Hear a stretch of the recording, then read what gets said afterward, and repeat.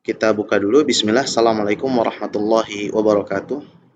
Waalaikumsalam warahmatullahi Waalaikumsalam warahmatullahi wabarakatuh. Alham- Waalaikumsalam warahmatullahi wabarakatuh. Alhamdulillahi rabbil alamin. Wabihi nasta'in. Wa ala umuri dunya wad din. Wa salawatullahi wa salamuhu ala ashrafil anbiya'i wal mursalin. Wa ala alihi wa ashabihi at-tayyibin. Wa man ittaba'ahum bi ihsanin ila yaumiddin. Thumma amma ba'du. Ucapkan ahlan wa sahlan kepada asatidah para pengajar akhwat yang semoga dirahmati oleh Allah tabaraka wa taala. Pada kesempatan kali ini insyaallah kita akan membahas tentang jaringan mutkinin atfal atau yang kita sebar di flyer itu jaringan mutkinin untuk akhwat, karena memang ini dikhususkan untuk para pengajar akhwat. Nah, sebelumnya bagi para pengajar yang mungkin masih terbuka mic-nya, harap dinonaktifkan terlebih dahulu agar tidak mengganggu materi yang akan disampaikan nanti. Baik ya, sudah dimatikan semua mic-nya. Insya Allah kita akan mulai. Baik, yang kita bahas pada pertemuan kali ini adalah mengenai jaringan mutkinin atfal, atau yang kemarin disebar flyernya kan misal masuk ke nomor humas ya, jaringan mutkinin akhwat seperti itu ya. Nah, jaringan mutkinin akhwat ini yang memang diperuntukkan untuk para pengajar akhwat. Nah, sedangkan atfal karena nanti murid-muridnya adalah para anak-anak masih kecil. Baik, kita buka Bismillahirrahmanirrahim. Nah, di yang pertama Ana ingin menyampaikan terkait masalah kondisi asatidah semua yang hadir di sini. Kemungkinan ada di salah satu atau bahkan kedua dari kondisi ini. Pertama adalah mengajar, yang kedua mungkin ada yang mengurus lembaga. Nah, mengajar sendiri ada yang mungkin ingin mengajar ya, atau ada yang sudah mengajar, sudah pernah juga mengajar. Sedangkan mengurus lembaga, ada yang ingin mengurus lembaga, ada juga bahkan yang sudah atau sedang mengurus lembaga. Dari jaringan mutkinin ini, kita ingin membahas dan mudah-mudahan bisa menyelesaikan suatu masalah. Tapi coba kita bahas terlebih dahulu masalahnya. Kendala ketika kita ingin mengajar. Ini Ana sampaikan khusus para pengajar akhwat ya. Ketika kita ingin mengajar kan banyak pertimbangannya. Apakah kita itu harus merantau? Karena beberapa Ana dapati pengajar-pengajar akhwat itu yang tadinya tinggalnya mungkin di Magelang, mungkin harus mengajar di Bogor, misalnya seperti itu ya. Atau pilihannya mengajar di daerah sekitar saja. Tapi kan terkadang mengharuskan merantau memang, karena memang di daerah sekitar tidak memadai.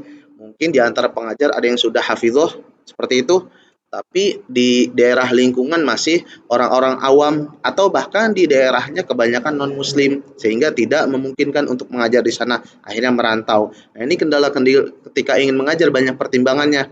Kemudian juga memilih mengajar di lembaga yang full day, hanya sekedar dari pagi sampai sore, ataukah yang boarding yang sifatnya di pondok sebagai musyrif juga, mengurus anak-anak ketika malam dan lain sebagainya.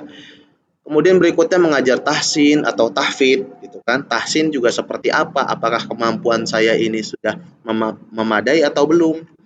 Kemudian mengajar anak-anak ataupun dewasa pertimbangannya. Kemudian juga nanti pertimbangan ketika ingin mengajar di sebuah lembaga, lembaga tersebut sudah ada pelatihannya atau belum, atau bahkan kita hanya nyari sendiri metode dan cara-caranya. Karena sebagian yang Anda dapati seperti itu.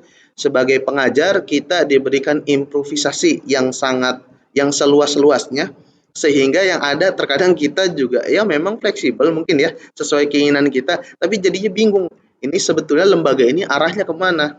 Nah, itu tidak dikasih tahu. Nah, ini banyak pertimbangan-pertimbangan ketika kita baru ingin mengajar, baru ingin mulai mengajar, mungkin baru lulus dari pondok pesantren mungkin kan seperti itu. Yang berikutnya adalah ketika kita sedang mengajar di lembaga. Terkadang kendala-kendala, misal di antara asatidah ada yang saat ini mengajar di sebuah lembaga, di antaranya terkait masalah tugas. Tugasnya sangat banyak dari segi waktunya, ya kan, membuat PR, mengoreksi, kemudian menemani pendaftaran baru, kemudian membuat lomba, jalan-jalan, banyak sekali tugasnya yang bahkan di luar tugas dari inti sebagai pengajar. Nah, ini banyak ini yang terjadi yang Anda dapatkan. Berikutnya terkait masalah mukafaah. Dan ini Mutkinin juga sudah survei hampir semuanya ya, hampir rata-rata. Mungkin dari 10 itu hanya 1 atau 2 pengajar yang mendapatkan mukafaah yang dari Mutkinin targetkan seperti itu. Misal contoh, Mutkinin menargetkan pengajar itu mendapatkan 50.000 per jam, misal contoh ya. Nah, hampir semua yang kita survei itu semuanya di bawah semua. Kalaupun ada yang di atas 50.000 per jam, itu mungkin hitungannya 1 atau 2 jika dari hitungan 10. Jadi cukup sedikit pengajar-pengajar yang bisa dikategorikan sejahtera menurut pandangan dari Mutkinin, dan itu mungkin menjadi kendala secara pribadi sebagai pengajar di sebuah lembaga. Berikutnya, ada lagi mungkin kasusnya di antara asatidzah di sini yang sudah pernah mengalami mengajar di sebuah lembaga tapi ingin mengajar sendiri. Entah karena alasan-alasan tadi ya, akhirnya pengen mengajar sendirilah gitu. Atau pengen membangun lembaga lagi dari awal. Tapi permasalahan atau kendala yang didapati terkait masalah kurikulum.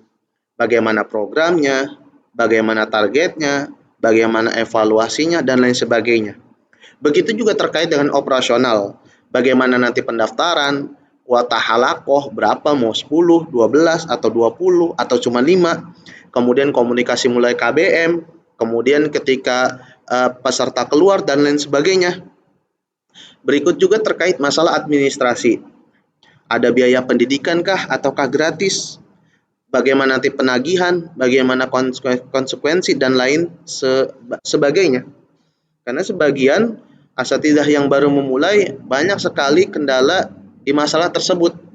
Seperti itu. Karena memulai semuanya dari awal. Nah, ini permasalahan ketika membangun lembaga dari awal. Atau ketika berjalan, sudah mengurus lembaga dan sudah berjalan, ketika sudah ada pengajar lebih dari 1 ya, atau mungkin ada staf-staf yang lain. Nah, pengajar nanti bermasalahnya, ada permasalahan lainnya, kendala-kendala yang dihadapi, yaitu bagaimana masalah rekrutmen, bagaimana masalah menyeleksi, bagaimana nanti delegasi tugas supaya paham. Karena terkadang pengajar-pengajar itu Anda dapat laporan dari sebagian pengurus lembaga, pengajar seperti tidak sesuai arahan dari lembaga. Nah, sebenarnya masih praduga apakah memang pengajar tersebut tidak sesuai arahan atau lembaga tersebut memberikan arahan yang kurang jelas. Nah, ini sebagai kita pengurus lembaga itu perlu dipertimbangkan masalah-masalah ini. Kemudian ketika pengajar itu ada melakukan pelanggaran harus apa? Apakah harus di-stop ataukah harus dibiarkan ataukah bagaimana? Karena banyak kasus-kasus ya, Anda dapati ada juga seperti membangun lembaga bareng-bareng teman. Nah, ketika yang satu ini semangat, kebetulan juga yang menyampaikan ini akhwat, seingat Anda ya. Jadi nggak enak temennya ini kayak sudah mungkin kurang maksimal mengurus lembaga. Akhirnya nanya, Ustadz bagaimana cara negurnya? Gitu. Nah, itu terkait masalah kelembagaan nanti. Kemudian juga masalah program. Bagaimana nanti nambah program? Apakah programnya itu saja? Kemudian bagaimana kualitas kelulusan? Karena Anda dapati juga, ya ini semua kendala-kendala yang ada. Makanya Anda sampaikan kepada asatidzah semua di sini. Kualitas kelulusan, apalagi ketika pandemi kemarin, itu merosot semua karena sistem lembaga itu kurang siap. Nah, itu bagaimana kesiapan ketika kita mengurus lembaga. Kemudian kendala lain ketika kita mengurus lembaga adalah terkait kelembagaan itu sendiri. Misal contohnya rapat. Anda pernah dapatkan, tapi ini dari pengajar ikhwan ya.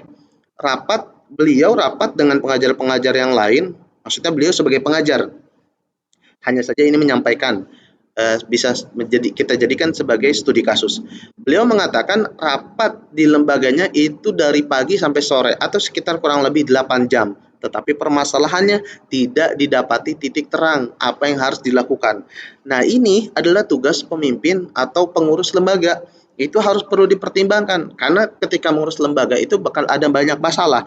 Nah, bagaimana cara menyelesaikan masalah? Apakah hanya sekadar adakan rapat ataukah adakan rapat secara efektif? Nah, bagaimana cara rapatnya? Berikutnya, Kemudian nanti ketika ada pengembangan bagaimana, kemudian struktur organisasi bagaimana, ini Anda sempat sampaikan. Jadi apakah semua itu pengajar bisa saling tumpang tindih tugas misal gitu, ataukah tugas itu hanya satu, misal Ana sebagai pengajar Al-Quran, Ana nggak mau ngajar yang lain. Nah itu bagaimana? Itu biasanya didapati kendala-kendala yang didapati oleh pengurus lembaga. Tapi terlebih lagi khusus para pengajar akhwat ya, karena kan kita di sini Ana sampaikan ke pengajar akhwat ya, ditambah lagi kan utamanya yang Ana tahu ya, yang Ana survei juga, namanya akhwat kan lebih utama mengurus rumah ya, mengurus rumah. Kemudian juga terkait masalah keluar rumah, akhwat kan di sebaiknya itu ada mahramnya ketika safar perjalanan. Nah, ketika mereka itu bolak-balik jauh ke sebuah lembaga, ini ya terkadang ada kendala di situ. Dan Anda pernah dapati seorang pengajar akhwat sempat ya ingin mendaftar menjadi pengajar di Mutkinin, yang Anda tahu setelah Anda tanya-tanya, beliau menempuh jarak mengajar di lembaga lain ya sebelum Mutkinin itu sekitar antara 14 kilo atau sampai 20 kilo. Jadi dari Jakarta Timur ke Tangerang itu cukup jauh. Maka dari itu harapannya dari kendala-kendala yang kita sampaikan ini di depan, mudah-mudahan jaringan Mutkinin Atfal atau jaringan Mutkinin Akhwat ini bisa kita jadikan alternatif untuk solusinya. Baik, asatidah yang semoga dirahmati oleh Allah Tabaraka wa Ta'ala, apa sih yang kita ingin bahas nanti? Ya, secara umum kayak daftar isinya gini ya. Kita akan membahas hanya 3 poin ini saja. Pertama, jaringan Mutkinin itu. Jaringan Mutkinin itu apa sih? Apakah jaringan Mutkinin itu namanya cabang atau apa dan semisalnya? Nanti kita akan bahas. Kemudian yang kedua, Mutkininnya itu sendiri. Mutkinin itu apa? Lembaga apa? Gitu. Apa pengalamannya dan lain sebagainya. Mungkin ada sebagian asatidah yang belum tahu Mutkinin apa. Gitu kan, hanya sekedar tahu. Karena pernah Anda tanya, Mutkinin itu ada yang dikatakan chatbot. Mutkinin itu ada yang mengatakan tempat loker. Mutkinin ada yang mengatakan macam-macam, tapi ada juga yang menjawabnya benar seperti itu. Maka nanti kita jelaskan apa itu Mutkinin dan mengapa Mutkinin membuat hal ini, membuat jaringan Mutkinin ini. Dan yang ketiga adalah jaringan Mutkinin Atfal, dan ini poin inti pembahasan kita terkait masalah tugas, kriteria, dan juga benefit yang bisa didapatkan oleh jaringan Mutkinin Atfal. Baik, sekarang kita masuk mengenal jaringan Mutkinin ya, fokusnya di jaringannya ya, fokusnya di jaringannya. Baik, latar belakangnya, asatidah yang semoga dirahmati oleh Allah Tabaraka wa Ta'ala, latar belakangnya adalah kuantitas lembaga Al-Quran yang masih ada belum memadai. Maksudnya adalah jumlah lembaga Al-Quran itu masih kurang. Masih kurang. Dengan data kita di Indonesia ini sekitar 220 juta kaum muslimin, lembaga Al-Quran itu sudah cukup banyak memang, betul, tapi masih kurang seperti itu. Jadi banyak didapati lembaga itu harus pergi ke sana, pergi ke sini, itu kan bisa dikatakan kurang ya, kurang dari segi jumlah. Begitu juga dari segi kualitas. Dan kualitas lembaga Al-Quran yang ada masih perlu diperbaiki. Mengapa bisa anak katakan masih perlu diperbaiki? Karena banyak sekali. Kan Mutkinin ada program, salah satunya SBO, dan ada grupnya ya. Untuk para pengurus lembaga, itu banyak sekali pertanyaan mengenai kelembagaan. Bagaimana ketika murid itu nggak bisa, bagaimana ketika murid itu bercampur antara yang cepat dan yang lambat, bagaimana ketika kualitas murid itu merosot, bagaimana cara macam-macam gitu. Dari segi kualitas lembaga Al-Quran yang ada masih perlu diperbaiki. Makanya titiknya masalah jaringan adalah terkait masalah kelembagaan, bukan masalah ke personal guru. Berikutnya, maka dari itu visinya dari latar belakang tadi, visinya adalah meningkatkan kualitas ya yang tadinya sudah ada diperbaiki, dan juga kuantitas yang tadinya belum ada diadakan. Nah, lembaga Al-Quran di Indonesia. Jadi baik kualitas maupun kuantitas mudah-mudahan meningkat dengan adanya program jaringan Mutkinin ini. Kemudian berikutnya adalah misinya. Karena tadi terkait masalah kualitas dan kuantitas, maka manajemen yang berkualitas itu salah satu misinya. Harus diperbaiki betul-betul. Bagaimana rekrutmen guru, bagaimana delegasi tugas, bagaimana rapat dan lain sebagainya. Begitu juga sistem, mungkin pendaftarannya, nanti evaluasinya dan lain sebagainya. Dan yang ketiga adalah wadah untuk berkembang. Di jaringan Mutkinin ini salah satu misinya adalah mewadahi. Mengapa?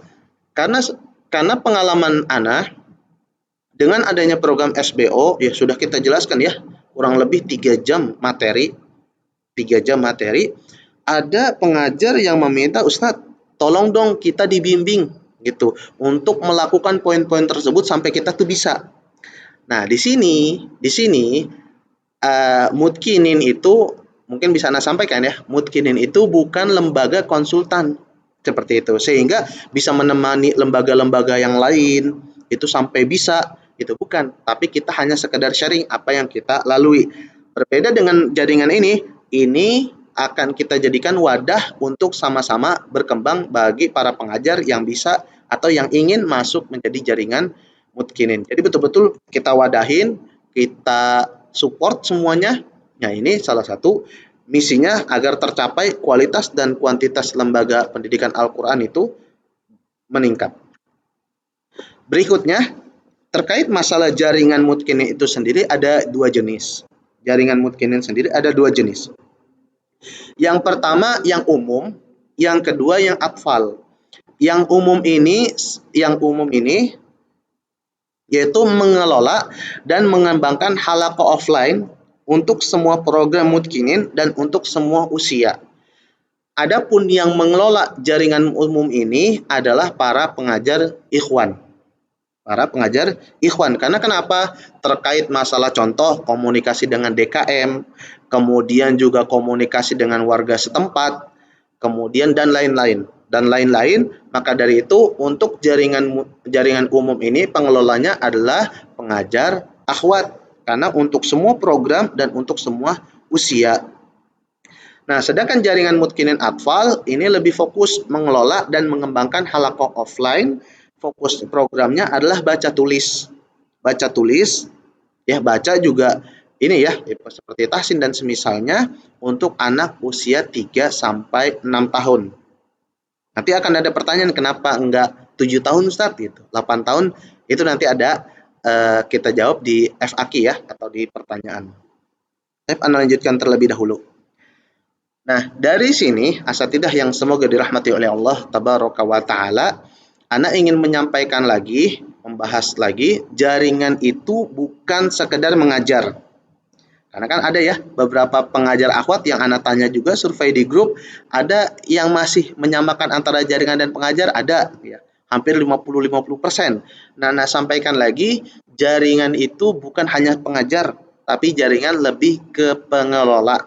Anggaplah contoh seperti ketika ustadzah itu punya TPA. Nah, itulah yang dikatakan jaringan Mutkinin.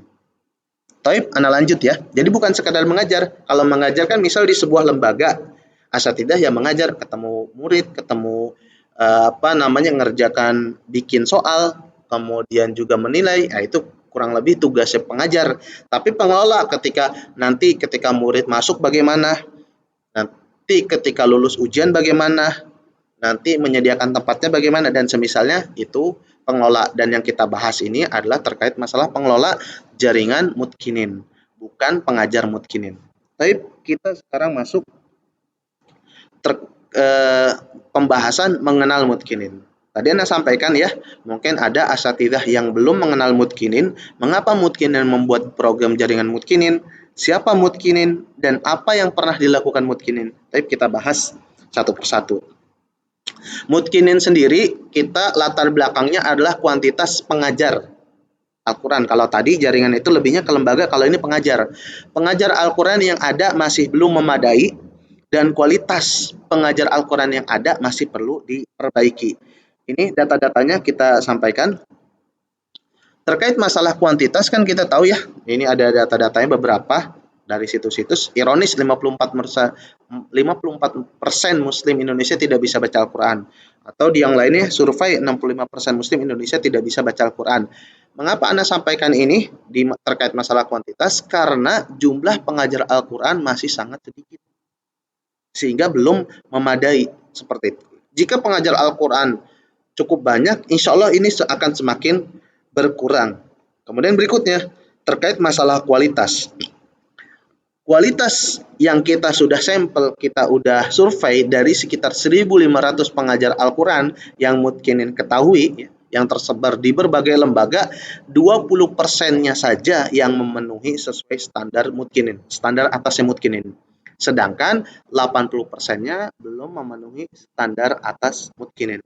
Nah, dari sini berarti kualitas pengajar Al-Quran yang ada, yang tersebar di berbagai lembaga, itu perlu ditingkatkan. Maka dari itulah tadi latar belakang Mutkinin adalah meningkatkan kualitas dan kuantitas pengajar Al-Quran di Indonesia. Pengajar Al-Quran diperbanyak dengan cara salah satunya Mutkinin melakukan kaderisasi. Dan alhamdulillah beberapa peserta dari Mutkinin sudah menjadi pengajar dan mereka juga mencetak pengajar-pengajar berikutnya. Baik, terkait masih kita mengenal Mutkinin. Nah, berarti visinya Mutkinin tadi meningkatkan kualitas dan kuantitas pendidikan Al-Quran di Indonesia dengan meningkatkan tadi dari sisi pengajar-pengajar Al-Quran yang ada. Berikutnya misinya di antara pembuatan kurikulum yang berkualitas. Kurikulum yang berkualitas ini Mutkinin sangat konsen sekali terkait masalah kurikulum karena ini menjadi patokan utama juga untuk keberhasilan kualitas pendidikan Al-Quran di Indonesia. Kemudian berikutnya, kurikulum yang berkualitas tidak akan maksimal jika tidak diimbangi dengan guru yang berkualitas. Makanya tadi data kita hanya 20% yang kita ketahui dari total 1.500 pengajar Al-Quran yang kita temui yang masuk standar guru berkualitas Mutkinin. Dan yang ketiga, sistem yang berkualitas seperti absensi, rapot, pembayaran, kemudian informasi dan lain sebagainya, itu Mutkinin lakukan untuk mencapai visi. Berikutnya, Mutkinin itu ada beberapa bagian. Kan tadi kita bahas ya di awal-awal itu jaringan, kan seperti itu.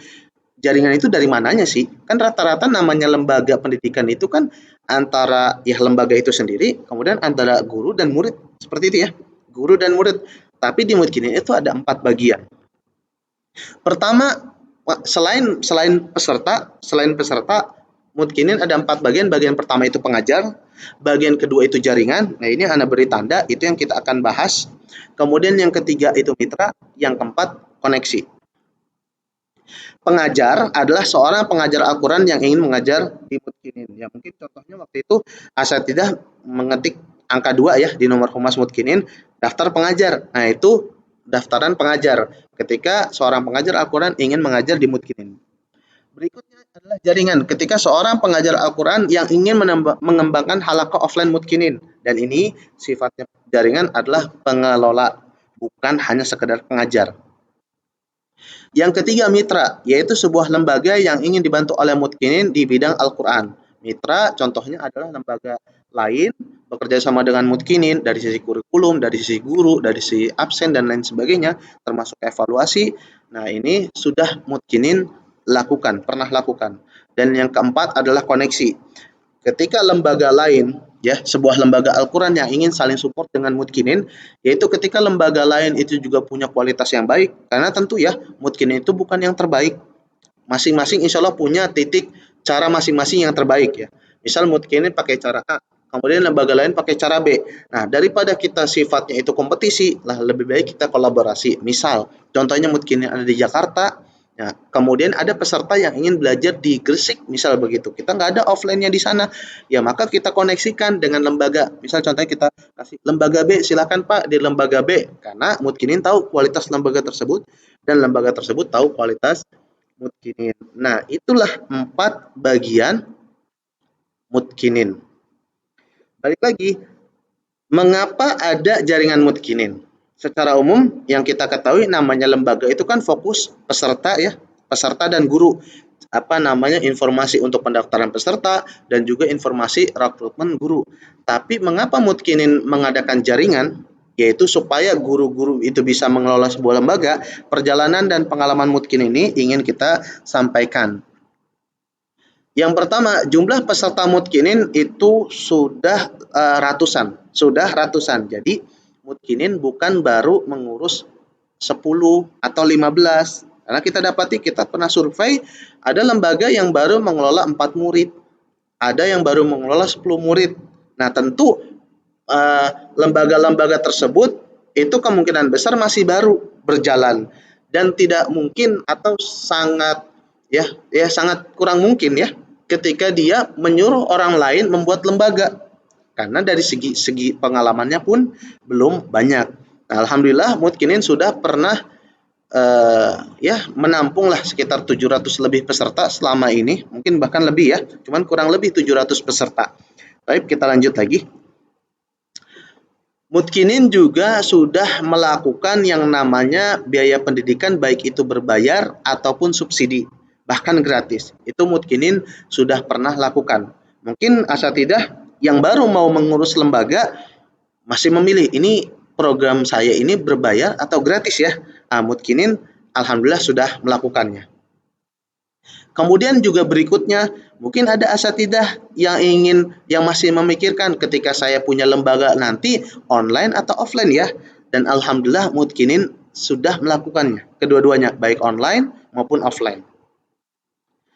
Kemudian dari segi domisili, mungkin kan namanya asatidah baru mulai ya. Warga sekitar aja lah gitu, anak-anak sekitar, atau yang namanya Jakarta, Jakarta Barat aja. Dan alhamdulillah Mutkinin sendiri sudah pernah pesertanya baik dari dalam negeri, tentu ya banyak ya dari dalam negeri, kemudian juga ada yang dari luar negeri. Baik luar negeri itu sifatnya orang Indonesia yang ada di luar, ada seperti di Arab Saudi, ini contohnya bendera Malaysia ya, karena yang betul-betul orang Malaysia yang tinggal di Malaysia gitu. Jadi baik domisili maupun orang peserta kita ada yang dari luar negeri. Kemudian juga berikutnya, nah mungkin kan tadi ya luar negeri, mungkin sebagian asatidah yang baru mulai tiba-tiba peserta dari luar negeri kan juga bingung ya, bayarannya bagaimana, apakah pakai dolar, apakah pakai rupiah dan lain sebagainya, apakah mengikuti harga di Indonesia atau sebagainya. Nah itu kan pasti banyak pertimbangan lagi, dan alhamdulillah Mutkinin sudah melalui tersebut. Begitu juga kelas, ada yang memilih, sebagian lembaga memilih kelas privat saja, ada yang lembaga memilih kelas reguler saja, dan alhamdulillah Mutkinin sudah menjalankan kedua-duanya, baik reguler maupun privat. Ada lagi lembaga yang memilih tahsin saja atau tahfidz saja gitu ya. Alhamdulillah Mutkinin juga sudah menjalankan kedua-duanya, baik program tahsin ataupun program tahfidz, bahkan ada program sanad sudah berjalan dengan bimbingan seorang syekh dari Yaman. Kemudian juga berikutnya, dari sisi usia, mungkin ada yang masih menyasar anak-anak kecil karena melihat ada sekolah di sampingnya. Karena Anda pernah dapati seorang pengajar akhwat ingin membangun lembaga untuk sasarannya anak-anak sekolah. Karena kenapa? Ada sekolah di sampingnya yang mungkin butuh les begitu ya. Ada juga yang menyasar kelas-kelas dewasa karena anak-anak itu mungkin diaturnya agak sulit. Alhamdulillah Mutkinin sudah mewadahi peserta-peserta baik yang dewasa ataupun anak-anak, baik yang bahkan anak sampai 0 tahun ya, dan juga dewasa sampai usia 80 tahun, alhamdulillah Mutkinin sudah mengalaminya. Kemudian berikutnya dari segi gender, mungkin Anda pernah bertanya juga, apakah di sini ada pengajar yang lembaganya full akhwat? Ada yang fokus ke akhwat, ada yang fokus ke ikhwan. Anda tahu ya, salah satu teman Anda fokusnya lembaganya itu untuk ikhwan, baik itu SMP ataupun SMA-nya untuk ikhwan, dan alhamdulillah Mutkinin sudah mewadahi melakukan peserta untuk akhwat, begitu juga untuk ikhwan. Nah, dari situ asatidah yang semoga dirahmati oleh Allah tabaraka wa taala, harapannya adalah ketika asatidah mengetahui apa yang Mutkinin lakukan, asatidah bisa merasa lebih nyaman ketika nanti menjadi bagian dari Mutkinin. Jadi Mutkinin itu bukan baru uji coba, bukan, tetapi kita sudah mengujinya dan alhamdulillah sudah ada hasilnya, dan inilah baru kita munculkan program jaringan Mutkinin agar asatidah yang baru ingin membangun lembaga atau bingung mengajar di mana gitu bisa masuk menjadi bagian jaringan Mutkinin. Nah, belum lagi terkait masalah pengajar. Mungkin kan asatidah nanti ya ketika menjadi lembaga, bagaimana rekrut di awal, bagaimana rekrut siapa yang perlu direkrut. Mutkinin sendiri sudah ada puluhan pengajar yang bergabung di Mutkinin. Di antara pengalaman Mutkinin ya kita sudah bergabung di sana pengajar ikhwan maupun pengajar akhwat. Jadi sudah dua-duanya, bagaimana komunikasi dengan ikhwan, bagaimana komunikasi dengan akhwat. Berikutnya juga dari sisi alumni, ada yang dari pondok pesantren maupun universitas, baik dalam ataupun luar negeri. Kemudian juga ada yang dari alumni Mutkinin yang tadi Anda sampaikan, terjadi regenerasi pengajar Al-Quran. Kemudian juga domisili pengajar, ada yang dalam negeri, tentu banyak ya dalam negeri, karena kan ada yang dari Batam, pengajar Mutkinin, ada yang di Padang atau di Pariaman, ada juga tentunya di Jakarta, karena Mutkinin pusatnya di Jakarta, ada yang di Cilengsi, ada yang di Semarang, ada yang di Jogja, ada yang di Bekasi, macam-macam. Nah, di dalam negeri Mutkinin sudah menghandle. Gimana cara menghandlenya? Pasti kan pengajar juga mungkin bingung ya, asatidzah dari sini. Nah, itulah mau kita support nanti ke asatidzah yang ada di sini. Termasuk di luar negeri. Salah satunya mengapa ini gambarnya kita kasih gambar bendera Arab Saudi, karena waktu itu pengajar kita yang ada di luar negeri, beliau sedang kuliah di Universitas Islam Madinah. Jadi Mutkinin sudah menghandle semua, baik peserta yang ada di dalam dan luar negeri, begitu juga pengajar yang ada di dalam dan luar negeri. Jadi harapannya tadi yang kita pertama bahas, kendala-kendala ketika ingin membangun lembaga, ini sudah Mutkinin lalui, dan mudah-mudahan asatidzah nyaman ketika nanti bergabung bersama Mutkinin. Berikutnya, Mutkinin tidak hanya berjalan sendiri. Tadi kan ada ya 4 bagian Mutkinin, salah satunya masalah mitra. Mutkinin sudah lebih bermitra lebih dengan 5 lembaga. Lembaga itu baik itu lembaga yang sifatnya lokal ya, swasta-swasta, sekolah-sekolah begitu ya, atau sifatnya itu internasional. Jadi contohnya sekolah itu pusatnya ada di Singapura, tapi memang ada di Indonesia, kan skalanya internasional. Mutkinin sudah bermitra dengan lembaga-lembaga seperti itu. Nah, kan kalau pengajar yang baru memulai kan bingung ya, bagaimana akadnya dan lain sebagainya. Inilah yang Mutkinin sudah lakukan. Berikutnya, jenisnya juga ada yang sifatnya jenisnya adalah bentuknya sekolah. Sekolah SD ya, kebanyakan sekolah SD. Kemudian juga ada yang modelnya perusahaan. Jadi bagaimana tuh akad-akadnya? Mutkinin sudah lalui. Nah, inilah contohnya, alhamdulillah Mutkinin telah percaya oleh beberapa lembaga, SD Islam Joglo, kemudian Imam Nawawi School, Tafisa, Abdan Syakuro, dan lain sebagainya ya. South Jakarta, SIS, Regenesis, Fund Islamic Studies, dan masih ada lagi dengan berkembangnya Mutkinin. Kemudian berikutnya, itu kan dari sisi program, dari sisi pengajar, dari sisi peserta. Nah, ini juga Mutkinin sudah memikirkan bahkan dari sisi pembayaran, kemudahan pembayaran. Mutkinin ada sekitar 15 lebih kanal pembayaran yang bisa dilakukan oleh peserta. Karena kan Mutkinin ada program yang berbayar, ada yang gratis. Nah, kalau pembayar bagaimana sih? Apakah harus cash kan gitu ya? Apakah harus kemana gitu? Nah, Mutkinin sudah menyediakan 15 lebih. Jenisnya pertama ada yang sifatnya ngirim seperti ke bank mungkin atau ke retail, ada yang sifatnya bisa transfer. Contohnya adalah seperti ini. Retail Mutkinin bisa bayar di Alfamart, Alfamidi, Indomaret, Ciryamart, dan. Kemudian untuk bank ada BCA, BNI, BNI Syariah, Bank BRI, Mandiri, dan Namon. Untuk mobile apps, Blibli, dan seterusnya. Nah, pastikan asatidzah yang baru mulai kan bingung ya. Ini bagaimana Mutkinin melakukan ini? Nah, daripada bingung, jika memang asatidzah ingin tahu, insya Allah nanti akan di-share di program SBO salah satunya. Tapi agar bagi asatidzah yang tidak ingin repot lagi, jaringan Mutkinin inilah yang Mutkinin tawarkan agar asatidzah tidak perlu melakukan semua yang sudah Mutkinin lakukan tadi. Kemudian juga selain itu, yang selain berbayar dan lain sebagainya, apakah Mutkinin semuanya berbayar? Tentu tidak ya, asatidzah. Mungkin juga asatidzah tahu yang bergabung ke program PMQ, pelatihan mengajar, ada juga program daurah, ada juga program studi banding, ada yang e-book dan lain sebagainya. Lebih dari 10 program-program itu Mutkinin gratiskan untuk tadi meningkatkan kualitas dan kuantitas pendidikan Al-Quran di Indonesia. Ya, untuk peserta ada yang tahsin pemula, tahsin mahir, di antaranya ini subsidi untuk peserta itu ada. Ya, termasuk masalah sanad, ini pesertanya diberikan subsidi, digratiskan. Kemudian juga program gratis untuk pengajar seperti ada daurah, ya kan, yang sudah berjalan daurah matan Jazariyah, dan kedepannya akan ada daurah matan Tufatul Atfal dan daurah-daurah berikutnya. Kemudian juga pelatihan mengajar tahsin, baik pemula ataupun anak-anak, pelatihan mengajar tahsin lanjutan di dewasa, dan berikutnya pelatihan mengajar tahfidz dan seterusnya. Ini program-program gratis untuk para pengajar. Nah, di antara seperti tadi ya, daurah dan juga pelatihan. Berikutnya lagi program gratis untuk pengurus lembaga, yaitu studi banding online ketika penyusunan kurikulum Al-Quran. Nanti berikutnya manajemen lembaga Al-Quran, bagaimana dengan pengalaman Mutkinin yang 3 orang saja itu bisa menghandle banyak seperti ini. Itu bagaimana, itu nanti kita akan share di studi banding online. Yang kedua, manajemen lembaga Al-Quran. Nah, bagaimana kita bermitra, itu kita akan share di pengembangan lembaga Al-Quran. Bagaimana cara bermitra, bagaimana caranya akad. Kemudian masalah tadi kanal pembayaran tentang keuangan, kita akan share lagi di manajemen keuangan lembaga. Itulah yang Mutkinin lakukan ya, di antara program-program gratis untuk lembaga.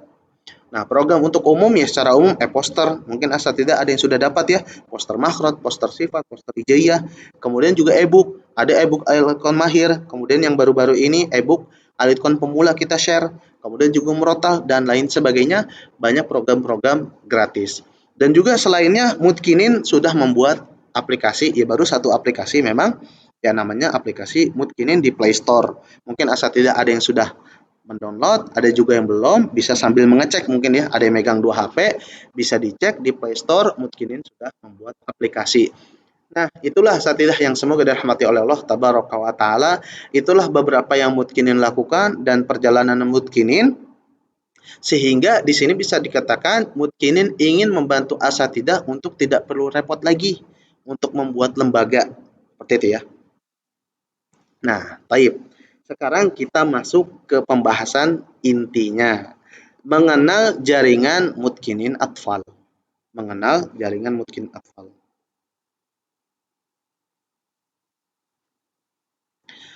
Kriteria siapa sih yang bisa menjadi jaringan Mutkinin Atfal ini? Pertama kriterianya adalah akhwat. Pengajar akhwat. Makanya semua yang Mutkinin undang saat ini adalah pengajar akhwat. Kemudian yang kedua, memiliki bacaan Al-Quran yang baik. Karena nanti ada standarnya. Ada standar kelulusan peserta, maka juga ada standar penerimaan pengajar. Nah, di antara memiliki bacaan Al-Quran baik, nanti kita jelaskan seperti apa. Kemudian memiliki tempat atau menyediakan tempat. Makanya kan di sini poinnya ya, Anda sampaikan waktu itu, pengajar akhwat mengajar tanpa keluar dari rumah. Harapannya ketika memang rumahnya itu mencukupi, itu bisa mengajar cukup dari rumah saja dengan nanti support dari Mutkinin. Tapi hanya 3 ini saja kriterianya. Kita jelaskan sedikit-sedikit. Jadi gambarannya mungkin kayak ringkasannya, yaitu seorang akhwat mengajar baca tulis Al-Quran. Ingat ya tadi ya, program di awal tuh tentang Mutkinin Atfal itu, yaitu baca tulis. Jadi seorang akhwat mengajar baca tulis Al-Quran kepada anak-anak usia 3-6 tahun secara offline. Offline ya, bukan online. Kalau online nanti masuknya ke pusat Mutkinin. Tapi offline tanpa harus keluar dari rumah. Nah, harapannya offline-nya tadi tuh, pengajar akhwat tidak perlu sampai 25 kilo perjalanan. Ya, cukup dari rumah saja, tapi betul-betul dihandle secara profesional, dinaungi dan diwadahi oleh Mutkinin. Di antaranya mengapa alasan akhwat perlu mengajar. Nah, mungkin ada sebagian akhwat yang belum mengajar ya, mungkin sudah lulus pondok atau pernah belajar tapi belum mengajar. Alasannya yaitu yang pertama untuk menjaga ilmu dan juga menyebarkan ilmu. Karena kita tahu, salah satu amanah ketika kita belajar adalah menyebarkan ilmu. Maka mengapa akhwat juga perlu mengajar? Karena ketika akhwat itu sudah punya ilmu, salah satunya adalah menyebarkan ilmu dan juga menjaga ilmu. Karena yang pernah Ana dapati juga, ya mungkin adalah beberapa akhwat gitu ya, ketika sudah tidak mengajar sama sekali, ilmunya akhirnya lama-lama lupa. Mungkin karena sibuk mengurus rumah tangga ya, fokusnya, akhirnya ilmunya lupa. Nah, harapannya mengapa akhwat tetap perlu mengajar untuk menjaga ilmu. Kemudian yang kedua, untuk membantu anak-anak sekitar. Ketika asatidzah misal ya membuka program di mana gitu ya, misal di Jakarta Utara misal begitu. Ya, untuk anak-anak sekitar segitu bisa asatidzah bantu untuk bisa ngaji. Jadi nggak perlu jauh-jauh. Nggak perlu jauh-jauh sampai perjalanan 5 kilo. Ada peserta Mutkinin dari BSD ke Srengseng, itu perjalanan tuh 24 kilo. Itu cukup jauh. Cukup jauh. Tapi memang di sini ada saudaranya. Tapi maksud Ana adalah apakah tidak ada lembaga yang dekat seperti itu.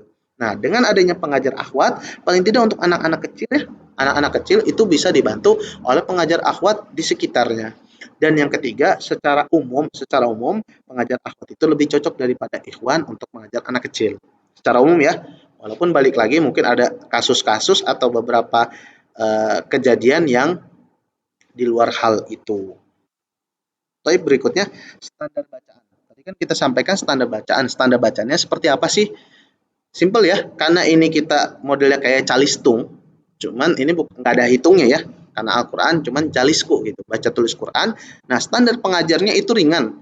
Tadi kan kita sampaikan ya, Mutkini itu dari 1.500 pengajar hanya 20% sesuai standar. Itu standar atas, karena kaderisasi pengajar.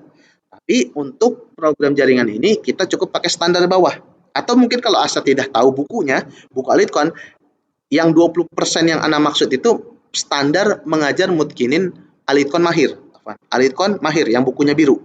Sedangkan standar bacaan untuk jadi jaringan itu untuk mengajar Alitkon pemula yang bukunya itu hijau. Nah, apa itu standarnya? Yang pertama dapat membedakan pengucapan setiap huruf. Jangan sampai pengajar mengucapkan huruf ain sama dengan hamzah, a'udzu misal gitu. Nah, ini harus beda karena sebagai pengajar. Apakah harus sesuai makhraj? Ya tidak harus juga. Karena yang diajarkan kan anak-anak kecil ya, usia 3 sampai 6 tahun, kecil sekali. Mereka juga mungkin sebagiannya baca atau berbicara pun belum terlalu lancar. Kemudian berikutnya, yang kedua, dapat membedakan harokat dan sukun termasuk qalqalah. Anak rasa ini pengajar harus tahu ya, harus tahu. Tetapi permasalahannya terkadang kurang perhatian. Ketika pengajar itu daftar menjadi pengajar di Mutkinin, baca harokat fathah jadi dhammah. Ini cukup fatal. Maksudnya selain bisa tahu, ketika ditanyakan pengajar itu bisa ya, ini harokat fathah.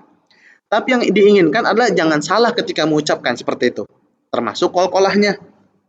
Ada yang baca surat Maryam kan, kita minta seleksi di surat Maryam, kaf ha ya ain shad gitu. Tidak ada qalqalah di belakangnya.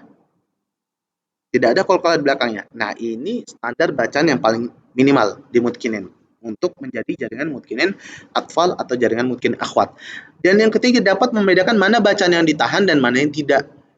Banyak sekali ya, di awal surat Maryam saja itu ada banyak yang nggak ditahan. Misal kaf ha ya ain shad gitu. Antara di ikhfa di sana tidak ditahan. Maka dari itu standar bacaan di sini pengajar harus bisa tahu mana yang ditahan, mana yang tidak. Dan yang keempat, dapat membedakan bacaan yang baca pendek ataupun yang panjang, 2 harokat ataupun lebih. Jangan sampai idznada rabbahu kepanjangan. Nah, sebagai pengajar standar bawah harus menguasai keempat kriteria ini.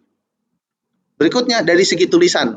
Karena kan tadi program kita adalah calisku ya, baca tulis Quran, ada tulisannya. Ya paling tidak yang pertama tulisannya itu dapat dibaca. Karena sebagian ada yang memang tulisan seorang guru ya cukup sulit dibaca. Nah, ini harapannya standar tulisan juga bisa dibaca. Karena nanti ketika ngajarin ke murid kan muridnya juga bingung bacanya kan susah ya nantinya. Dan yang kedua sesuai kaidah penulisan. Misal contoh yang salah, pengajar menulis dari kiri ke kanan harokat. Mungkin biasanya dhammah ya. Dhammahnya begini dari bawah, dari kiri ke kanan, ke atas begitu. Nah, ini kan salah. Bagaimana mau mencontohkan ke pesertanya? Bagaimana menularkan ilmu sedangkan pengajarnya sendiri itu salah. Berikutnya, tadi perhatikan lagi, ingat-ingat siapa saja kriterianya kan pengajar akhwat memiliki bacaan Al-Quran yang baik, kemudian juga tempat, ya kan, memiliki tempat atau menyediakan tempat. Nah, kriteria tempat itu apa? Hanya cukup luas 3x3. Mungkin ketika Asa tidak semua ya, ketika lagi di rumah dilihat di tempatnya itu 3x3 cukup apa enggak? Ketika cukup, insya Allah bisa jadi masuk kriteria tersebut. Kemudian yang kedua, fasilitas yang cukup, maksudnya contohnya seperti kipas angin mungkin ya. Kalau ada daerah-daerah tempat asatidah yang mungkin panas gitu, atau nanti tempat itu tertutup, jangan sampai engap, nggak nyaman, adalah disediakan nanti fasilitasnya. Maksudnya jangan sampai udah yang penting namanya belajar itu butuh kesulitan gitu. Tapi saking gerahnya didiemin saja. Itu tetap harus ada fasilitas. Kemudian diantaranya fasilitas adalah kamar mandi. Jangan sampai peserta mungkin ada yang ingin buang hajat ya. ketika ingin ke kamar mandi harus pulang dulu. Nah, harapannya jangan. Ini tetap fasilitas yang minimal yang cukup untuk para peserta. Berikutnya juga akses jalan dan juga parkir. Misal mau ada orang tua yang sambil nunggu-nunggu, jangan sampai sempit banget. Mungkin kalau di daerah, setahu Ana tempatnya itu cukup lega ya untuk di daerah-daerah. Tapi di Jakarta, Ana dapati tempat itu masuk sekali. Sempit, mungkin satu motor ya gantian, gantian gitu. Nggak bisa, dua motor itu nggak bisa. Nah, yang seperti itu tidak masuk kriteria tempat untuk menjadi jaringan. Berikutnya, sudah semakin inti ya, tugasnya apa sih Ustaz gitu. Untuk menjadi jaringan Mudkinin itu tugasnya apa? Sangat gampang ya, sangat gampang, dimudahkan oleh Mudkinin. Tugas utamanya satu nih ya, fokus satu kita, mengelola dan mengembangkan halaqah offline. Kebayang ya, asal tidak ya, mengelola, karena ingat, ini kita bukan pengajar, kita pengurus, pengelola. Maka tugasnya adalah mengelola dan mengembangkan halaqah offline, bukan online. Halaqah offline. Tetapi ada di bawahnya 3 bagian lagi supaya menjelaskan tadi apa saja mengelola dan mengembangkan halaqah offline. Tadi menyiapkan tempat. Misal yang alasnya dingin mungkin kayak di daerah Bogor atau di daerah puncak-puncak seperti itu kan mungkin dingin ya. Ya sebisa mungkin dikasih alas gitu, menyiapkan dari sisi tempat pengelola. Kemudian juga menyiapkan pengajar. Nah, Ana rasa menyiapkan pengajar dan juga tempat ini sangat mudah karena kan memang tempat itu sebisa mungkin dari rumah saja. Kemudian juga yang kedua menyiapkan pengajar, asatidzah sendiri sudah menjadi pengajar atau mampu menjadi pengajar. Maka tinggal terakhir menambah peserta. Menambah peserta. Mungkin di sini ada pertanyaan, Ustaz, ini peserta yang mencari Mudkinin atau kita? Nah, itu nanti kita bahas di sisi pertanyaan. Nah, jadi itu saja asatidzah. Tugas dari jaringan ini mengelola dan mengembangkan halaqah offline. Kemudian tadi cuman menyediakan tempat, menyiapkan pengajar dan asatidzah sendiri sudah menjadi pengajar, tinggal menambah peserta saja. Makanya Anda beri tanda seperti ini. Tinggal itu saja tugasnya. Jadi nggak perlu, makanya asatidzah nggak perlu jauh-jauh perjalanan 14 kilo atau bahkan 20 kilo mengajar di lembaga lain, nggak perlu. Harapannya dari rumah saja, tinggal mencari peserta, asatidzah sudah bisa mengajar. Dan bagaimana caranya? Tentu disupport oleh Mudkinin. Hanya saja tugas mencarinya itu adalah tugas jaringan, bukan tugas Mudkinin. Seperti itu ya. Lalu benefit. Nah, disinilah yang mungkin salah satunya ditunggu-tunggu. Benefitnya apa sih? Gitu. Benefitnya apa? Selain tadi asatidzah sudah dijelaskan ya, Mudkinin, pengalaman Mudkinin itu apa? Mudkinin sudah menghandle banyak pengajar, banyak peserta, Mudkinin sudah bekerja sama dengan beberapa lembaga, Mudkinin sudah memudahkan kanal pembayaran. Sekarang benefit untuk jaringan itu apa, Ustadz? Gitu. Apakah malah nanti lebih berat dari mengajar di lembaga lain? Ataukah enakan mengajar sendiri, bikin lembaga sendiri? Nah, coba kita bahas ya. Pembagian biaya operasional. Ingat, di sini Mudkinin mengenakan biaya untuk peserta. Mengenakan biaya untuk peserta. Walaupun tadi Mudkinin katakan ada yang sifatnya gratis, ada yang berbayar, tapi untuk ini kita utamakan yang berbayar dahulu. Fungsinya satu untuk operasional dan yang kedua kita tidak mengandalkan donatur. Gitu. Jadi kita fokusnya dari biaya pendidikan yang dibayarkan oleh peserta. Nah, pembagian biaya operasional 80% untuk jaringan ya, hingga 80% untuk jaringan dan Mudkinin 20% ya. Jadi ini sangat banyak. Mudkinin sudah membantu asatidzah, tapi asatidzah dari segi tugas sudah dimudahkan, dari segi pengalaman Mudkinin sudah diuji coba ya. Jadi tidak, insya Allah asatidzah sudah tidak mengalami banyak kendala. Bahkan biaya operasional itu diberikan lebih besar untuk jaringan hingga 80% ya. Jaringan mendapat bagian lebih besar. Tapi bagaimana? Nanti ada skema-skema levelnya. Bagaimana asatidzah bisa mendapatkan sampai 80%? Yang pertama yaitu level bronze, mungkin gitu ya. Level pertama, ketika asatidzah sudah memiliki 1 sampai 2 halaqah, 1 sampai 2 halaqah, asatidzah mendapatkan pengelolaan operasional itu 60%. Tetap lebih gede. Ya, bukan 50-50, 60% untuk jaringan dan 40% saja untuk Mudkinin. Ketika 1 sampai 2 halaqah. Ketika menghandle 3 sampai 5 halaqah, gitu. Ustaz, kita hanya 1 sampai 2 halaqah saja, nggak apa-apa, sudah dapat bagiannya. Tapi kita bisa lebih, bisa bisa. Nah ini 3 sampai 5 halakoh operasional pengelolanya naik lagi jadi 70%. Mutkinin berarti tinggal 30%-nya saja. Pokoknya Mutkinin ingin membantu asatidzah baik dari sisi kemudahan maupun dari sisi material gitu. Maksudnya material ini dari sisi ya pemasukan. Berikutnya ketika levelnya gold ya, level 1 ketika bisa menghandle 6 halakoh lebih, biaya operasional pengelola sampai 80%. Ya nanti di sana bisa asatidzah menambah pengajar, mungkin menyewa tempat lagi sendiri gitu, karena itu cukup besar. Nanti kita lihat ilustrasinya. Ini insya Allah menarik. Tidak hanya itu, tidak hanya pembagian biaya operasional, tapi Mutkinin juga memberikan bonus lagi untuk jaringan, yaitu apa? Bonus komisi penjualan buku. Sekali lagi ya, asatidzah perlu ketahui, Mutkinin sudah menggratiskan buku. Tadi ya, sudah kita sampaikan, Mutkinin menggratiskan buku dari sisi e-book. Tetapi ada sebagian peserta yang nggak bisa itu belajar menggunakan e-book. Ya contohnya anak-anak kecil ini, akhirnya Mutkinin mencetak. Seperti ini ya. Kan di situ berarti ada harga jual. Nah, harga jual ini tidak untuk Mutkinin semua. Diberikan lagi bonus untuk jaringan. Ketika jaringan itu mendapatkan 12 peserta misal, ya 12 buku itu asatidzah juga mendapatkan. Jadi sekali asatidzah berbagi gitu ya, mendapatkan 12 peserta, selain mendapatkan biaya operasional tadi ya sekitar 60 ya untuk 12 peserta, dan juga mendapatkan komisi penjualan bukunya lagi, Mutkinin berikan lagi, dan dihitung dalam periode penjualan selama 1 bulan. Ketika 1 sampai 10 mendapatkan 10%, 11 sampai 50 mendapatkan 15%, di atas 51 mendapatkan 20%. Jadi semuanya harapan Mutkinin adalah betul-betul membantu asatidzah yang mungkin mendapatkan hal-hal yang kurang menyenangkan ketika mengajar di sebuah lembaga lain gitu ya, atau yang tidak perlu repot-repot membangun lembaga dari awal gitu. Betul-betul Mutkinin ingin support dari situ. Yang terakhir hitung-hitungan ilustrasi. Saat bagaimana sih perhitungan 60% tadi, 70% tadi, 80% tadi dengan 1 halakoh, 2 halakoh, 3 halakoh dan seterusnya ya. Sekarang kita hitung. Contohnya ilustrasi kita ada di Jakarta. Ada di Jakarta. Dengan UMK 4 sampai 5 juta rupiah, di Jakarta kan sekitar 4.600.000 kalau tidak salah ya. Biaya peserta anak-anak per bulan bayarnya Rp150.000 dengan 8 kali pertemuan atau 2 kali pertemuan sepekan. Dalam satu halakoh minimal peserta ada 5. Jadi ketika 5 sudah bisa jalan dan maksimal peserta ada 12. Tidak boleh lebih karena kita untuk menjaga kualitas. Berikutnya adalah mukafaah pengajar. Per pertemuan itu kan sekitar 90 menit satu kali pertemuan. Itu 75.000 per pertemuan.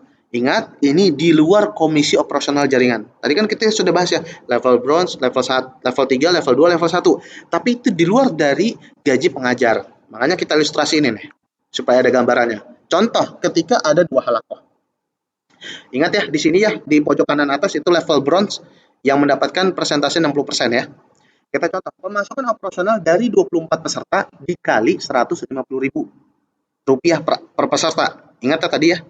Maka totalnya Rp3.600.000 per bulannya. Sedangkan mukafaah pengajar untuk 16 pertemuan, karena kenapa? Satu halakoh itu 8 kali pertemuan, 2 kali sepekan. Totalnya 2 halakoh, 16 kali pertemuan. Dikali 75.000 adalah 1.200.000 untuk gaji pengajar. Maka total sementara adalah Rp2.400.000. Total dikurangi gaji pengajar dari pemasukan. Operasional pengelola mendapatkan 60%-nya, yaitu Rp1.440.000, dan Mutkinin hanya mendapatkan 40%-nya, yaitu Rp960.000. Tapi ingat asatidzah adalah pengelola dan asatidzah juga sebagai pengajar. Maka asatidzah mendapatkan mukafaah pengajar plus operasional pengelola, totalnya adalah Rp2.640.000. Dan ini sudah berjalan. Mutkinin bukan hanya hitung-hitungan ini ya. Kita sudah berjalan di jaringan sebelumnya. Jadi hitung-hitungan ini sudah real. Hanya saja ilustrasi saja. Tidak mungkin kita menyampaikan kalau di Medan bagaimana, kalau di ini bagaimana. Tidak mungkin. Hanya saja ilustrasi ini real seperti ini perhitungannya. Mungkin nanti asatidzah bisa hitung kurang lebih gitu ya. Walaupun kita belum sampaikan kalau di Medan berapa biaya pesertanya. Nah, itu ada hitung-hitungannya sendiri nanti. Apakah sama dengan Jakarta semua? Saat kalau kita di Boyolali apakah kita juga sama saat begini? Tentu beda karena kemampuan peserta beda-beda. Nanti akan kita bahas. Kita lanjut ilustrasi kedua ya. Untuk dia levelnya itu silver. yang mana dapat persentasenya itu 70%.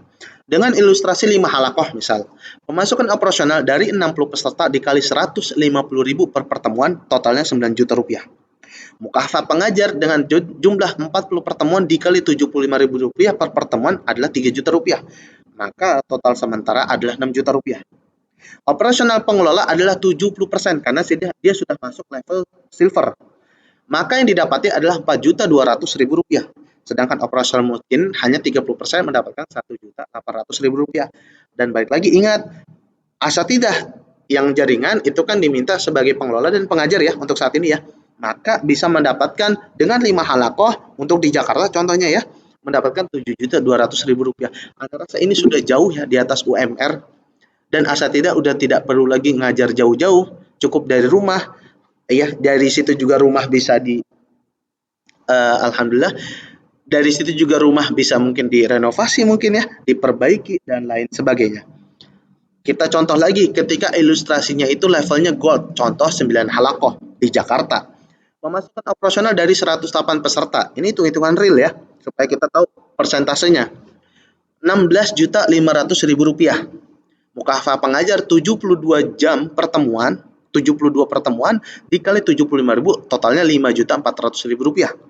Total sementara 11.100.000 rupiah. Sedangkan karena dia levelnya sudah silver, ingat ya, lihat kanan atas, maka operasional pengelola itu 80% karena sudah levelnya gold ini. Maka mendapatkan 8.880.000 rupiah. Sedangkan operasional mungkin hanya 20%-nya saja, 2.220.000 rupiah. Maka pengajar akhwat, dia sebagai pengajar plus pengelola, dia mendapatkan 14.200.000 rupiah ketika mengampu 9 halakoh di Jakarta. Ini berarti dia mendapatkan mukafah dia sebagai pengajar, operasional dia sebagai pengelola, plus bonus nanti ketika ada buku panduannya. Taib, asatidah yang semoga dirahmati oleh Allah tabaraka wa taala, alhamdulillah secara inti dari penjelasan jaringan mutkinin ya, secara umum ya, masalah-masalah yang mungkin akan dihadapi pengajar atau yang sedang dihadapi pengajar, kemudian juga apa itu mutkinin ya, kemudian juga tentang tugas, kriteria dan benefit yang ada di jaringan mutkinin, itu alhamdulillah sudah kita bahas semua. Dan sekarang kita bahas terakhir terkait pertanyaan-pertanyaan yang masuk dari asatidah yang sebelum-sebelumnya. Tapi yang pertama, apakah ini mengajar secara offline? Iya, ini program bagi akhwat untuk mengajar secara offline. Ya, harapannya sudah jelas ya tadi ya, mengajar di rumah. Yang berikutnya, pertanyaan berikutnya, apakah pengajar akhwat bisa mengajar dari rumah sendiri? Bisa. Betul, memang tujuan dari program jaringan mungkin Atfal adalah agar pengajar akhwat bisa mengajar tanpa harus keluar rumah. Jadi mengajar dari rumah sendiri. Harapannya ya. Nanti yang Ustaz bagaimana ketika pengajar rumahnya kecil ya, nantilah itu bisa kita diskusikan di grup. Berikutnya, maksudnya tanpa keluar rumah itu apa ya Ustaz? Ada pertanyaan lagi nih, karena kan dari pengajaran beda-beda ya, tapi kita satukan supaya lebih jelas lagi, yaitu pengajar akhwat membuka halakoh offline di rumah, mengadakan halakoh offline di rumah dan disupport oleh mutkinin. Semua nanti kayak bagaimana cara belajarnya, bagaimana cara absennya, bagaimana bukunya, bagaimana semuanya itu disupport oleh mutkinin di pusat di Jakarta. Berikutnya, pertanyaan berikutnya, saya tinggal di lingkungan pondok Ustaz, apakah bisa mengikuti program ini? Jawabannya tidak bisa. Tidak bisa. Nanti ada kecualinya ya. Tidak bisa karena akan ada peserta luar pondok yang akan keluar masuk wilayah tersebut. Dan ini kurang etis. Masa kita ngajar di rumah, kita diberi rumah dinas ya oleh pondok. Terusnya kita ada peserta dari luar pondok, ini kurang etis tentunya. Kecuali jika lingkungan pondok tersebut terbuka secara umum. Karena kan tahu ya, yang Anda tahu sebagian pondok ada yang kayak berbaur dengan masyarakat. Kemudian juga dan itu juga atas izin oleh pengurus pondok, gitu kan? Ya boleh aja selama tidak mengganggu waktu mengajar, selama tidak mengganggu tugas di pondok, boleh. Nah itu baru boleh seperti itu. Bergabung menjadi jaringan mutkinin. Berikutnya, apakah program ini khusus untuk anak-anak? Usianya berapa? Betul, sebagaimana tadi kita jelaskan ya, program yang akan dibuka adalah BTQ, baca tulis Quran, untuk anak-anak usia 3-6 tahun. Mungkin kalau umumnya itu calistung ya, asatidah ya. Program-program calistung, bimbel-bimbel anak, bimba gitu. Nah, ini kita jaringan mutkinin atfalnya. Kemudian berikutnya, pertanyaan berikutnya, mengapa program ini khusus untuk anak usia 3-6 tahun? Tadi sempat Anda singgung ya. Nah, jawabannya ini. Pertama, karena ada target yang berbeda untuk anak usia di atasnya. Contoh usia 7 tahun itu berbeda. Disarankan bukan pakai Alitkon pemula, tapi Alitkon mahir. Itu contohnya. Kemudian yang kedua, kapasitas tampung lebih kecil. Tadi kan kita singgung ya, tempat itu 3x3.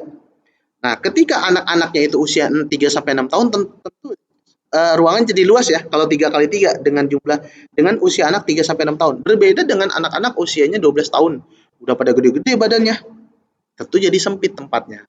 Seperti itu. Kemudian yang ketiga, mengapa usia 3-6 tahun saja pesertanya? Supaya santri ikhwan dan akhwat bisa diajar oleh pengajar akhwat saja.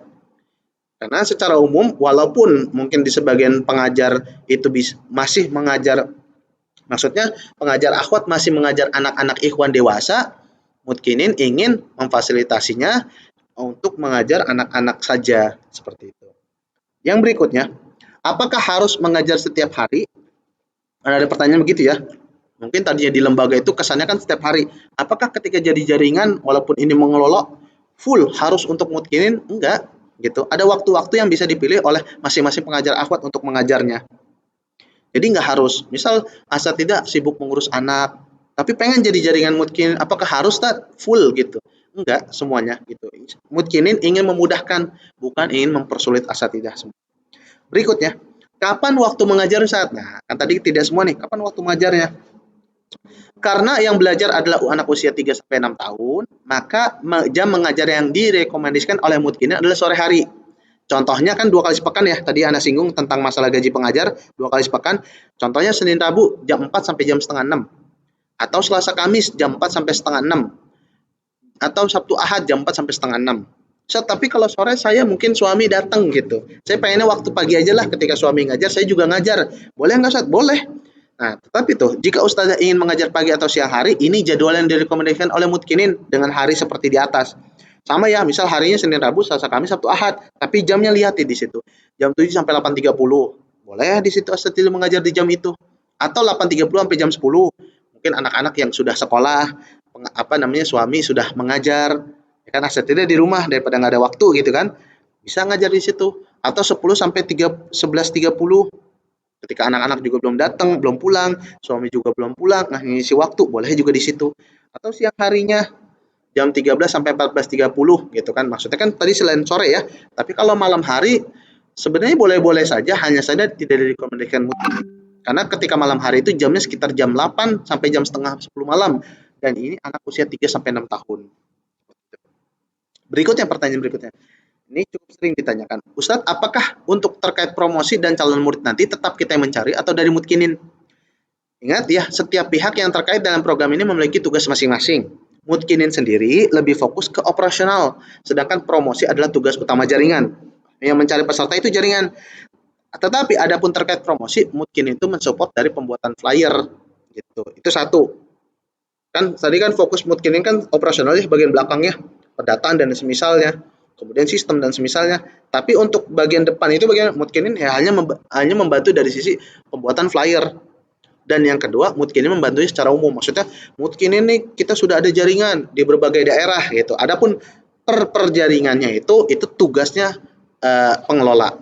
Tugasnya pengelola. Karena kan tadi kan tugas pengelola kan hanya 3 ya. Tempat, pengajar, dan murid. Nah, itulah tugasnya pengelola gitu. Bukan tugas utama Mutkinin.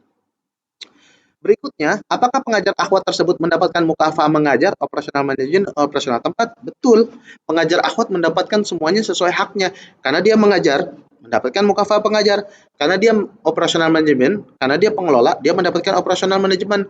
Dan dia juga pemilik tempat gitu. Ya semuanya, dia pengajar tersebut mendapatkannya. Sesuai tadi yang sudah kita jelaskan di ilustrasi. Berikutnya, apakah pertemuan ada yang diadakan secara online? Semua pertemuan antara pengajar akhwat dengan Mutkinin kita lakukan secara online saja seperti ini untuk memudahkan ya, termasuk pelatihannya, komunikasi berkala dan lain sebagainya, cukup online saja. Dan tadi kan pengalaman Mutkinin ya, kita menghandle pengajar luar negeri, peserta luar negeri, kita menghandle secara nasional, kemudian kita bermitra dengan lembaga, itu kita lakukan secara online saja. Dan ini juga Anda rasa kita secara online saja dan insya Allah tetap maksimal sejauh perjalanan Mutkinin ini kita tetap maksimal alhamdulillah.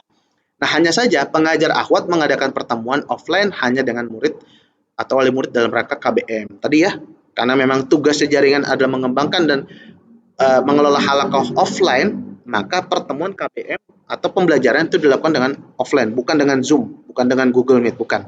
Itu masuknya nanti ke pusat mutkinin, bukan ke jaringan. Yang berikutnya, apakah pengajar akhwat ini dikenakan biaya tertentu? Nah, ketika daftar kan gitu kan. Nah, untuk bergabung menjadi jaringan tidak dikenakan biaya apapun, gratis. Karena tujuan program ini adalah untuk menambah pemasukan bagi pengajar akhwat. Gitu ya, kayak kita asatidah masuk di sini kan gratis ya. Bahkan Mutkinin memberikan tadi bisa angka sampai 14 juta rupiah per bulan. Nah, itu tujuan dari Mutkinin itu. Maka tidak ada pengenaan biaya, hanya saja biaya itu dikenakan dari sisi pesertanya.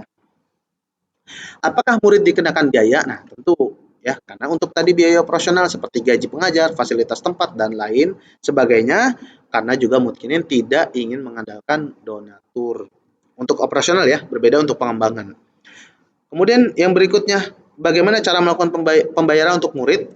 Yang pertama adalah dengan cara transfer. Tadi ya, di berbagai kanal pembayaran yang sudah mungkin sebutkan, 15 lebih kanal pembayaran. Ya, Bank BRI mewakili bank, Indomaret mewakili retail, dan Tokopedia mewakili aplikasi. Seperti itu. GoPay dan semisalnya. Alhamdulillah. Bagaimana jika peserta tidak bisa melakukan pembayaran secara transfer? Insya Allah bisa dengan cara manual yang akan diwakilkan oleh jaringan. Jadi dikumpulkan di jaringan, ya. Nanti di waktu tertentu di tanggal 15 dan juga tanggal 25 disetorkan ke Mutkinin pusat. Tetapi secara data tentu secara online terus berkala. Misal si fulan sudah bayaran, hanya saja uangnya masih disimpan di jaringan dan nanti akan dikirim di waktu tertentu, contohnya tadi tanggal 15 ataupun tanggal 25. Jadi tidak setiap peserta bayaran kirim gitu. Itu merepotkan. Kemudian apakah biaya peserta sama dengan di Jakarta seluruh peserta? Enggak ya. Baik lagi tadi Anda sampaikan tadi walaupun kita ilustrasi di Jakarta, biaya gaji pengajar maupun peserta itu dibedakan. Nah, berbeda. Jawabannya berbeda. Mutkinin sudah membagi beberapa bagian di Indonesia berdasarkan UMK-nya. Jadi tentu Jakarta nggak bisa disamakan dengan Seragen misal gitu, atau Jakarta disamakan dengan pedalaman Jogja mungkin ya, itu nggak bisa disamakan. Dan berikutnya yang kedua, selain setiap kota beda dan setiap daerahnya itu sendiri, setiap kota itu dibagi lagi yang kotanya itu sendiri dan daerah. Contoh Tangerang. Tangerang kan ada kotanya ya, kota Tangerang, pusat perkotaan. Ada juga yang daerah pojok-pojok. Apakah itu sama? Tidak, dibedakan juga. Mutkinin sudah menyiapkan skema itu semuanya. Jadi balik lagi tuh ke kejadian awal, kan pengajar pusing ya, biaya itu bagaimana? Mutkinin sudah menanganinya semua. Jadi pengajar tinggal ikut saja disupport oleh Mutkinin. Pertanyaan berikutnya, apakah ketika saya pindah masih bisa menjadi jaringan Mutkinin? Nah, karena ada di pertanyaan.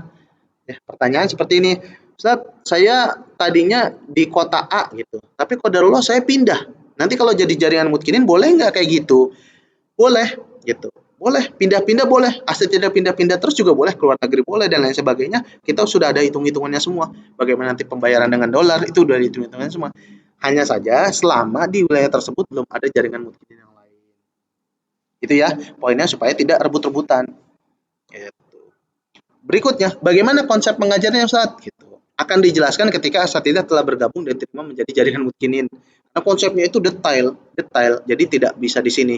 Anggap salah satu konsepnya adalah konsep semi privat. Jika asatidzah tahu ya, konsep semi privat. Mungkin asatidzah mengikuti SBO. Tapi seperti apa, itu akan dijelaskan ketika sudah resmi bergabung menjadi jaringan. Apakah program ini dikhususkan bagi yang belum ada murid? Pertanyaan tidak. Semua bisa bergabung, hanya saja bagi yang sudah memiliki murid, apakah mau masuk ke dalam Mutkinin atau enggak. Namanya jadi Mutkinin. Misal tadinya lembaganya TPQ Al-Amin, misal gitu ya. Atau TPA Al-Amin. Mau enggak? Ketika muridnya masih cuma 4. Ustaz, daripada ribet saya gitu, ikut aja dah. Masuk ke Mutkinin. Mau enggak nanti namanya jadi Mutkinin? Seperti itu. Mungkin itunya saja gitu. Tapi Ustaz, kalau nggak jadi namanya nggak jadi Mutkinin bisa nggak? Nggak bisa. Tapi asatidzah boleh sifatnya sharing atau ikut grup SBO begitu. Nah, untuk jaringan Mutkinin ini namanya betul-betul Mutkinin, atas nama Mutkinin. Karena kan alhamdulillah Mutkinin sudah cukup dikenal ya. Nah, itu harapannya memudahkan pengajar juga. Tapi terakhir ya, ini pesan dari Ustadz Alko yang menjadi jaringan pertama Mutkinin, jika ada lembaga yang menaungi, mengapa membuat lembaga sendiri? Jika merintis lembaga ada cara yang mudah, mengapa mencari cara yang susah? Jika bisa bekerja sama, mengapa bekerja sendiri saja? Mutkinin sudah mensupport dari sisi operasional dan manajemen. Itulah dikatakan oleh Ustadz Alko, jaringan Mutkinin. Taib asatidah yang semoga dirahmati oleh Allah tabaraka wa taala. Alhamdulillah selesai sudah penjelasan tentang jaringan Mutkinin. Ya tadi ya, jaringan Mutkinin daftar isi ya, sesuai daftar isi. Jaringan Mutkinin itu apa? Mutkinin itu siapa dan mengapa dia bisa membuat program seperti ini? Dan yang ketiga tentang jaringan Mutkinin Atfal itu kriterianya apa? Tugasnya apa? Benefitnya apa? Alhamdulillah sudah kita jelaskan semua dan dengan begitu berakhir sudah pertemuan kita kali ini. Harapannya asatidah yang mendengarkan dari awal kita bisa berdiskusi di grup. Bagi asatidah juga yang baru mengikuti di pertengahan, nanti insya Allah rekaman ini akan di-share di grup. Dan bagi asatidah yang ingin bertanya, insya Allah kita lanjutkan juga di grup. Mungkin ini yang bisa Ana sampaikan. Ana ucapkan jazakumullah khairan kepada asatidah semua yang sudah bergabung pada pertemuan pagi hari ini. Kita tutup dengan doa kafaratul majlis. Subhanakallahumma wa bihamdik asyhadu an la ilaha illa anta astaghfiruka wa atubu ilaik. Wassalamualaikum warahmatullahi wabarakatuh. Waalaikumsalam warahmatullahi wabarakatuh. Syukran, Ustaz. Syukran Ustaz. Ustaz. Izin lab Ustaz. Tafadhol.